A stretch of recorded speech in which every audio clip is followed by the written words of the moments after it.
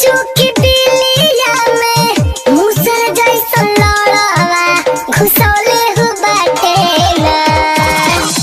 छोटी चुकी बुढ़िया में मुसर जैसा लड़वा घुसौले हो बाटे ना। हाँ घुसौले हो बाटे ना। किसैया पेली पेली बुढ़िया फुलौले हो बाटे ना।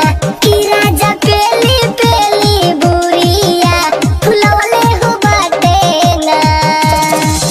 राजा इस स्टाइल में हो खड़ा करके लड़ाई चूसौले हो बाटे ना। हाँ चूसौले